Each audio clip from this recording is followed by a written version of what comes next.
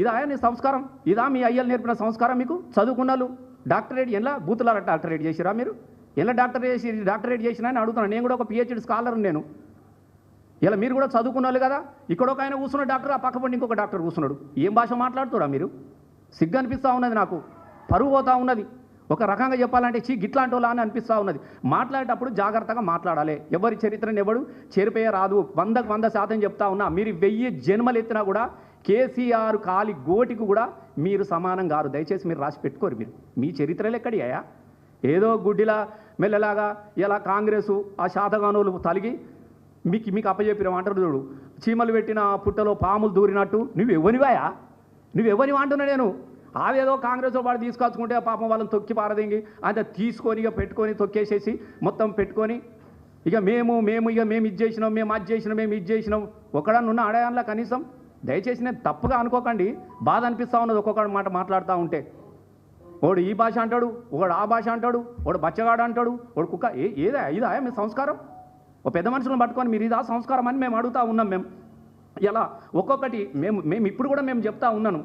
ఇలా ఇదొక్కటే కాదు, తెలంగాణ ప్రతివానికి ఫ్యాషన్ అయిపోయింది. కేటీఆర్ని తిడితే పేపర్లలో వస్తుంది, హరీష్ అన్నని తిడితే పేపర్లలో వస్తుంది, కేసీఆర్ని తిడితే పేపర్లలో వస్తుంది, యూట్యూబ్లలో వస్తుంది, సెన్సేషన్ న్యూస్ వస్తుంది. గిదాని కోసమా? అందుకే మేము ఏం అడుగుతున్నామనంటే ఆ మాట అనే ముందు నిజాలు తెలుసుకొని మాట్లాడాలి. మీ ముఖాలకు ఎనర్జీ మళ్ళీ చెప్తా ఉన్నా, ఇది చివరి పాలన, కాంగ్రెస్ పాలన. నేను మళ్ళీ తాపకి చెప్తున్నా, మరణ వాంగ్మూలాన్ని రాసిస్తా మీకు పాత్రికేయుల సాక్షిగా. ఇది మళ్ళీ గెలిస్తే నా తలకాయని తీసేసి గాంధీ భవన్ కాడ వేలాడగట్టురా. నేను మరణ వాంగ్మూలం కూడా రాత. వీళ్ళ జీవితంలో ఇంకా రారు. ప్రజలు విసిగిపోయిర్రు. వీళ్ళ మాటలను భరించలేని పరిస్థితులు వచ్చినారు. టీవీలు అత్తే అబ్బో బంద్ చేయరా అంటారు. అమ్మతో చెప్తారు, చూడకుండానే డిలీట్ చేస్తారు యూట్యూబ్లలో. గట్లాంటి చండాలమైనటువంటి భాష, మదమెక్కినటువంటి అహంకారం, పదవిలతో విర్రబిగుతూ మాట్లాడేది మంచి పద్ధతి కాదు అని చెప్పేసి నేను చెప్తా ఉన్నా. ఇలా నేను సూటిగా చెప్తున్నా. అద్దెంకి దయాకర్ కూడా నాకు మిత్రుడే, జేఏసీలో పనిచేసినాం. మరి పనిచేసినప్పుడు కేసీఆర్ విలువ నీకు తెలియదా? మాట్లాడేటప్పుడు ఏదో వచ్చింది, ఒరినో ఒకటి పడేసిరు.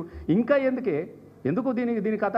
నువ్వు ఒరితే నీకేమి ఇచ్చేయలేదు, వాళ్ళ తనక సస్సూరిగా వచ్చేలేదు. నేను ఇప్పుడు కూడా చెప్తా ఉన్నా, మేము కాంగ్రెస్, మేము ఇందిరమ్మ కాంగ్రెస్, మా కాంగ్రెస్. ఇవయా హనుమంతరావు కన్నా పెద్ద సిపాయి వాను అని పదవి గుంజుకున్నారు మీరు. అంజనీ యాదవ్ వాళ్ళ తెలంగాణ వాళ్ళ కాంగ్రెస్ వాళ్ళు ఆయన పదవులు గుంజుకున్నారు, సంకల పెట్టుకొని ఇక వాళ్ళ మీదనే ఇక మాట్లాడుతున్నారు, మేం కాంగ్రెస్ అని. మీ మాటలు వింటే ఇందిరమ్మ తల్లి నిజంగా బతికుంటే ఈ నటనను చూసి అమ్మతో ఉడి పెట్టుకొని చచ్చిపోవామె. అకంతా నటిస్తున్నారు ఇందిరమ్మ అని చెప్పేసి. నేను ఒకటే చెప్తా ఉన్నా, స్థాయి తెలుసుకొని మాట్లాడండి, గొప్పగా ఎదగండి, ఎవరు వద్దంటలేరు.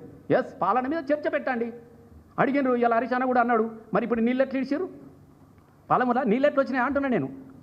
ఇలా గోదావరి మీద చర్చ పెట్టండి. ఇలా బనకచర్ల దాంది కూడా అవన్నీ ఎక్కడి నుంచి వచ్చినాయి చెప్పండి. ఇలా ఎందుకు రద్దు అయినాయి? కేసీఆర్, హరీష్ అన్న, కేటీఆర్ గారు వీళ్ళు మాట్లాడితేనే కదా ఇలా మళ్ళా జీవోలని ప్రజల వైపు నిలబడ్డారు. మీకు ప్రజల చేత వాళ్ళకు పనిచే